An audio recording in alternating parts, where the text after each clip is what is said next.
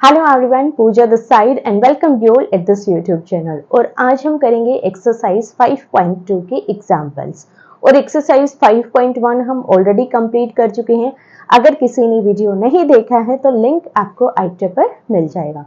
सो चलिए स्टार्ट करते हैं फर्स्ट एग्जाम्पल के साथ। एग्जाम्पल हमें गिवन है, find the derivative of the function given by f of x is equals to sine x square. हमें एक फंक्शन गिवन है साइन फंक्शन, जिसका एंगल हमें गिवन है x raise to the power 2 और हमें इसका डेरिवेटिव फाइंड आउट करना है। अब देखो, जो आपकी बुक है एनसीईआरटी है या फिर सीबीएसई जो बुक है, उसमें से सॉल्यूशन आपको किस तरीके से गिवन है। यहाँ पर आपको इसको u मानना है, इसको v मानना है, फिर इनका कॉम्पोजिशन आपको फाइंड आउट करना है, जैसे u o v या फिर v o u, जिससे भी हमारे पास ये फंक्शन बन रहा है।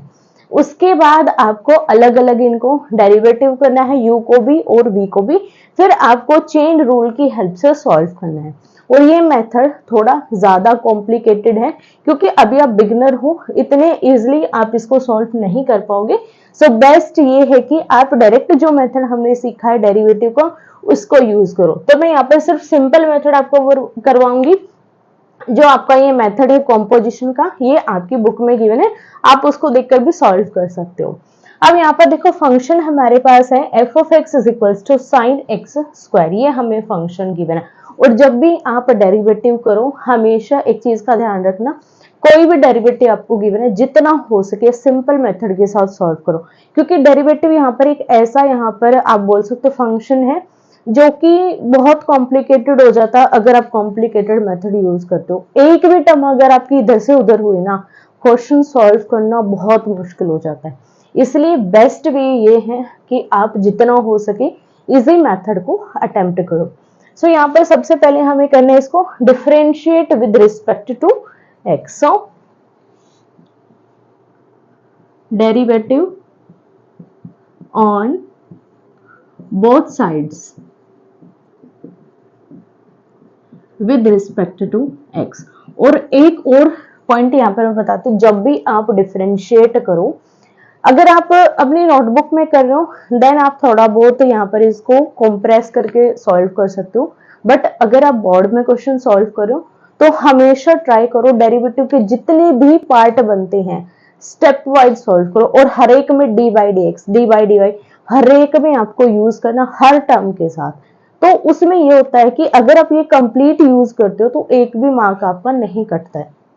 बट अगर आप ये कर रहे हो डी बाई डी एक्स कर दिया आपने, यहाँ पर सिर्फ एक जगह पर हमने यहाँ पर अप्लाई कर दिया एफ ऑफ एक्स, या फिर ये आपने राइट ही नहीं किया, डायरेक्टली आपने राइट कर दिया एफ डैश एक्स, तो यहाँ पर मार्क कटने के चांस होते हैं। और यही रीजन होता है कि आपका क्वेश्चन बिल्कुल सही है तब भी आपके मार्क कटते हैं।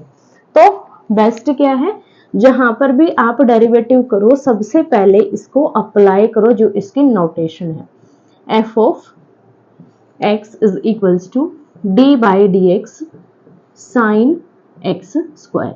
अब इसके बाद जो नेक्स्ट लाइन है उसमें इसको डिफरेंशिएट करो, इसका डेरिवेटिव क्या हो जाएगा, एफ डैश एक्स। अब यहाँ पर देखो, साइन का डेरिवेटिव क्या होता है, कोस होता है।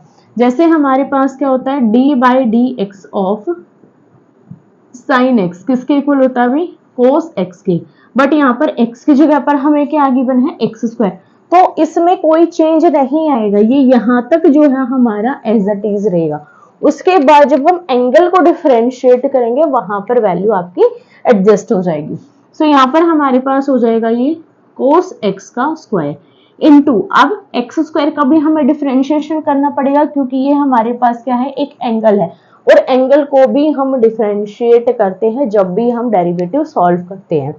तो यहाँ पर हमारे पास हो जाएगा d by D x of x square. अब ये आ जाएगा f dash x is equals to cos x square into x square का डेरिवेटिव करेंगे, जो इसकी पावर है वो आगे आ जाएगी, और x की पावर हो जाएगी हमारे पास 2 माइनस 1। अब यहाँ पर एंगल का हमने डिफरेंशिएशन कर लिया, अब जो भी हमारे पास वेरिएबल है उसका हम डिफरेंशिएशन करेंगे। वेरिएबल क्या है, x। अब x का डिफरेंशिएशन हो जाएगा डी एक्स बाई एक्स। ये मत सोचो कि यहाँ पर हमने एक्स स्क्वायर का कर लिया तो x का भी हो गया, नो, ये हमारे पास एंगल था, हमारे पास किसका एंगल था, ये ट्रिग्नोमेट्रिक फंक्शन का एंगल था। तो सबसे पहले ट्रिग्नोमेट्रिक फंक्शन का डेरिवेटिव होगा, फिर उसका जो भी एंगल है उसका डेरिवेटिव होगा। अगर यहाँ पर सिर्फ हमें गिवन होता cos x, देन आप यहाँ पर directly dx by dx solve कर देते, बट यहाँ पर हमें x का स्क्वायर गिवन है, सिंगल जो वेरिएबल है हमारे पास x raise to the power 1 हमें नहीं गिवन है, x raise to the power 2 हमें गिवन है, इसलिए हमें ये दोनों स्टेप अलग अलग सॉल्व करने पड़ेंगे। सो f डैश x हमारे पास आ जाएगा cos x स्क्वायर, और ये हो जाएगा हमारे पास 2x, और dx से dx हमारा कैंसिल हो जाएगा। अब इसको आप आगे भी राइट कर सकते हो या फिर आप इसको एज अ ब्रैकेट में भी लिख सकते हो, बट बेस्ट ये है आप राइट करो 2 into x into cos x square. तो ये आ जाएगा हमारे पास इस फंक्शन का डिफरेंशिएशन। अब आप यहाँ पर चाहे ये मेथड अप्लाई करो, चाहे जो भी आपकी बुक के अंदर गिवन है वो अप्लाई करो, दोनों में जो सॉल्यूशन है वो बिल्कुल डिट्टो निकल कर आएगा, कोई भी चेंज उसमें नहीं होगा। ये नहीं कि आपने ये मेथड अप्लाई किया तो सॉल्यूशन कुछ और निकल रहा है, दूसरा मेथड अप्लाई करोगे तो सॉल्यूशन कुछ और निकलेगा, तो सेम सॉल्यूशन आपका आएगा। जब भी आप डिफरेंशिएट करो तो ये वाला मेथड अप्लाई करो, बहुत ईजी पड़ता है। आप देखो एक थ्योरम है एक्सरसाइज 5.2 के एग्जांपल से पहले, if a function f is differentiable at c then it is continuous at that point। यहाँ पर हमें बोला गया है कि अगर कोई फंक्शन किसी c पॉइंट पर डिफरेंशिएबल है तो वो फंक्शन उसी पॉइंट पर कैसा होगा, कॉन्टिन्यूअस होगा, ये हमें प्रूफ करना है। और ये थ्योरम मैंने आपको बताई भी थी जब हमने इंट्रोडक्शन सॉल्व किया था, या फिर जब हमने एक्सरसाइज सॉल्व की थी 5.1 उसके एग्जांपल्स किए थे, तो उसमें मैंने कई बार ये पॉइंट रिपीट किया था कि अगर कोई फंक्शन डिफरेंशिएबल है तो वो हमेशा कॉन्टिन्यूअस होगा, और अगर फंक्शन कॉन्टिन्यूअस नहीं है तो हम उसकी डिफरेंशिएबिलिटी की बात नहीं कर सकते, वो कभी भी डिफरेंशिएबल नहीं होगा। तो ये जो कंसेप्ट है वो इसी थ्योरम से हमारा निकलता है, जब भी फंक्शन डिफरेंशिएबल होगा किसी पॉइंट सी पर तो वो हमेशा कॉन्टिन्यूअस होगा। अब ये हमें प्रूफ करना है, ये एक इंपॉर्टेंट थ्योरम है, तो आप इसको मार्क कर लेना, एग्जाम में आने के इसके चांसेस रहते हैं। अब देखो इसको हम प्रूफ कैसे करेंगे। अगर कोई भी फंक्शन है हमारे पास वो डिफरेंशिएबल है तो हम फॉर्मूला यूज कर सकते हैं डेरिवेटिव का, जो हमने सीखा था, limit x tends to c, जिस भी पॉइंट पर कॉन्टिन्यूअस है, सॉरी जिस भी पॉइंट पर डिफरेंशिएबल है उस पॉइंट को यूज करके हम डेरिवेटिव का फॉर्मूला यूज करेंगे, फिर हम उसको कॉन्टिन्यूअस प्रूफ करेंगे।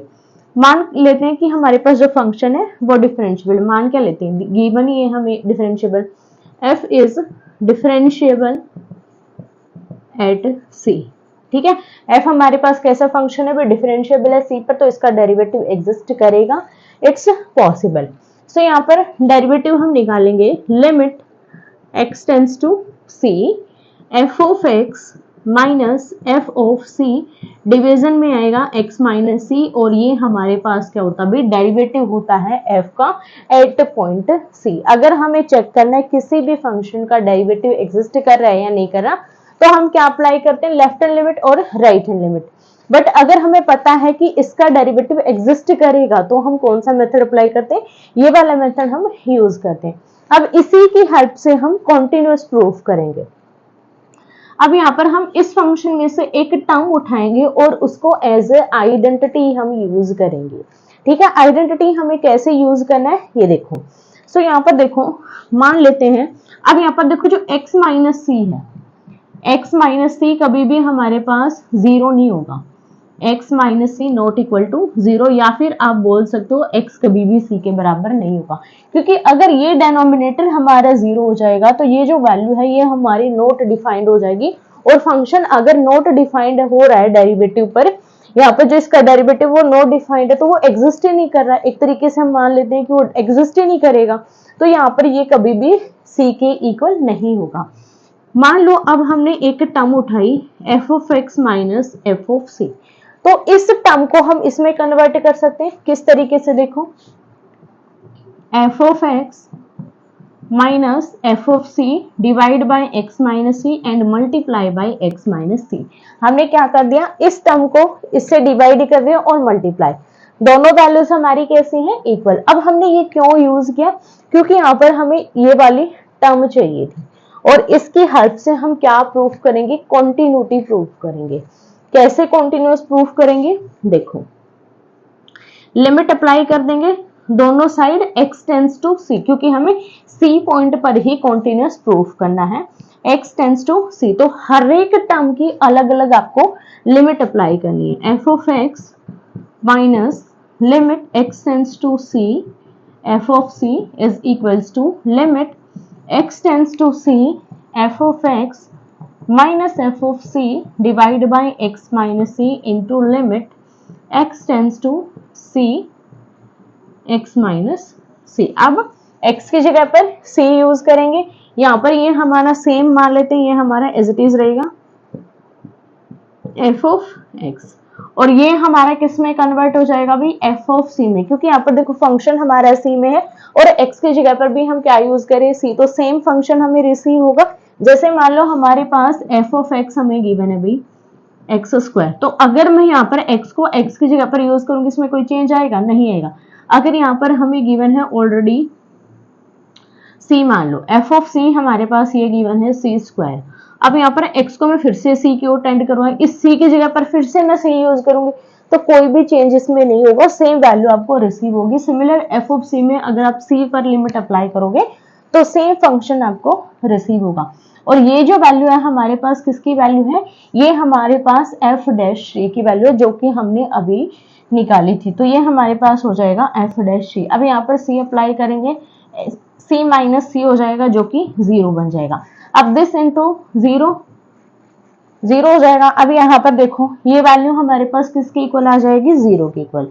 Limit x tends to c f of x minus f of c is equals to 0। इससे हमारे पास क्या बन जाएगा, इस वैल्यू को राइट हैंड साइड ले जाएंगे, limit x tends to c f of x is equals to f of c। ये हमारे पास किसकी कंडीशन होती है, कॉन्टिन्यूटी की कंडीशन होती है। अगर कोई भी फंक्शन हमारा कॉन्टिन्यूअस है c पॉइंट पर, तो हम ये वाला मेथड अप्लाई कर सकते हैं, या फिर हम अप्लाई करते हैं left hand limit right hand limit. But यहाँ पर हमें left hand limit right hand limit की जरूरत नहीं है, क्योंकि हम c पर चेक कर रहे हैं और यहाँ पर c की हमें कोई सेपरेटली वैल्यूज नहीं गिवन है फंक्शन के लिए, तो हम इस मेथड को अप्लाई करते हैं। तो इससे हमारे पास फंक्शन कैसा हो गया भाई, f is continuous at c, और यही हमें प्रूफ करना था कि ये फंक्शन हमारे पास कैसा होगा, कॉन्टिन्यूअस हुआ। सो क्लियर है किस तरीके से आपको थ्योरम्स को सॉल्व करना। और इसी थ्योरम की एक कॉलोरी आती है जिसमें बोला गया है every differentiable function is continuous function. जितने भी डिफरेंशिएबल फंक्शन है जिनका डेरिवेटिव पॉसिबल है, तो वो सभी कैसे हैं, कॉन्टिन्यूअस फंक्शन है। ये हमारे पास डेफिनेशन है, या फिर आप इसको थ्योरम मान लो, या फिर आप इसको एक स्टेटमेंट भी मान सकते हो। ये आपकी बिल्कुल प्रूव्ड है, जो कि कहाँ से प्रूफ हुई, इसी थ्योरम से हमारी प्रूफ हुई है। यहाँ पर हमें क्या बोला गया था कि ये एक पॉइंट पर कॉन्टिन्यूअस है, डिफरेंशिएबल है, तो ये उसी पॉइंट पर कैसा होगा, कॉन्टिन्यूअस होगा।